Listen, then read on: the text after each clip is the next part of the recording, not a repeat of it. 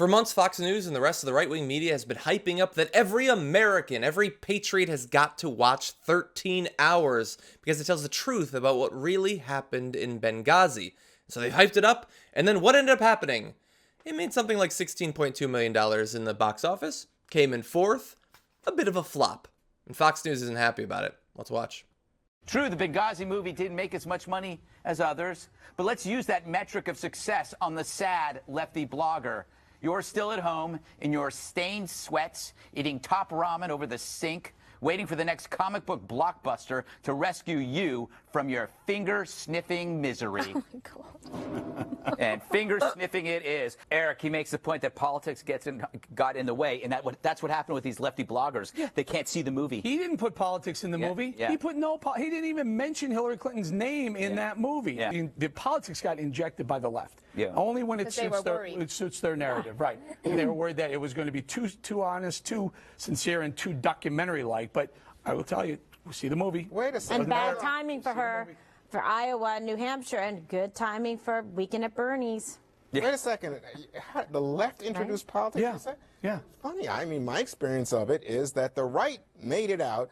Everybody should go see this film because then you will be more aware of Benghazi and the failures, and it's supposed to be an indictment of Hillary Clinton and the Obama. But Juan, don't you think that we conservatives are just desperate for finally an objective film about history that's not Oliver Stone, that's not Michael Moore? Does it hurt that we're grateful? No, I would appreciate it. This is not a documentary. Let me just tell you, it's not a documentary. But I would agree with your point. He put no politics in it. What? No, Michael but I'm just Bay put saying, no politics in it. this thing has been so politicized by the right. When you have Tom Cotton, I'll give you the right, when you have Trump and the other guys buying tickets and telling people to go, come on, of course it's political. You know what, But on the left as well. You know what? The left doesn't like it. I think smacks of hypocrisy. What's that? You know what? Your commentary. Why? Okay? Because all you do is bash the right. Say, oh, they're politicizing it. Let me tell you something. Your side ain't so innocent. What are we talking about? This movie? I'm talking about all of it. Ooh, they look sore. Now look. The purpose of this video is not for me to look at the people on the 5 and other right-wingers in the media who are angry that 13 Hours didn't make a ton of money and to just laugh at them. I'll probably briefly do that from time to time, but I want to talk about it because they bring up a couple of very good points. Greg Gutfeld brought up the fact that it only made $16 million, but that's a lot more than sad lefty bloggers in stained sweats sniffing their fingers could make. If that makes you feel better about it, man, okay, that's fine. Are they sniffing their fingers because it smells like the top ramen they eat? Is it that they're smelling themselves on their fingers? I don't know exactly. But this is the comedian on the 5, so I'm sure it's very well written, even if it's going over my head. And then they had the long fight, Eric Bolling and Guilfoyle just foaming at the mouth with Juan Williams about whether it had been politicized.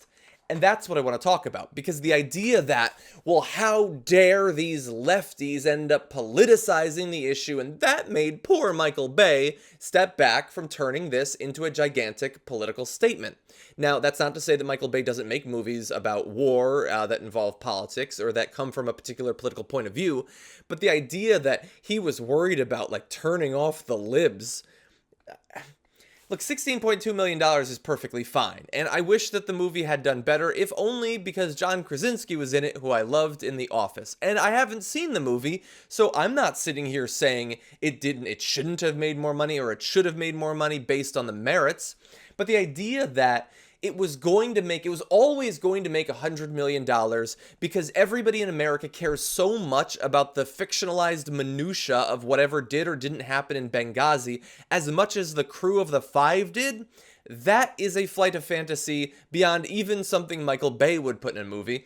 And they, of course, miss that because the 5, like most people in the media, but especially at Fox News around that stupid table, are in a bubble. And they don't understand that the priorities of everyday Americans isn't necessarily the same as the priorities of people on the 5. Now, we know already that the movie avoided some political controversy in that it didn't actually mention Hillary Clinton by name, but we also know that it included the already debunked by the Republicans who were investigating Benghazi idea that the mercenaries in the movie were given a stand-down order. Now, that didn't actually happen. They keep saying it happened, but it didn't actually happen, including during the investigation of the Republicans. And so people watching that movie, although there weren't that many, are going to come out of it saying, well, that's suspicious. Why did they do that? That's the politics, Kimberly Guilfoyle. Not that they didn't attack Hillary Clinton enough. I know it's an election year, and you really wish this would have sunk her chances. That would have been delightful. It would have been a feather in your cap. But that's not the way pop culture always works. And this movie was not made to benefit your political ideology. That's just not the way these things shake out. And that's not the end of the world. It is, after all, at the end of the day, just a movie. I would personally say, well, movies are art, and art deals with reality, and you are fully free to make whatever movie you want. Perhaps don't make a movie about an extremely politically relevant foreign policy problem in an election year, or to come out in an election year right after it happened.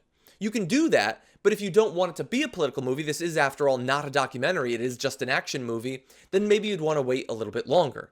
And if you would respond to that by saying, well, then nobody's going to care anymore, then maybe you didn't need to make the movie in the first place. Again, he's totally free to make it, and they're totally free to bitch about it, but I don't think this is the end of the world.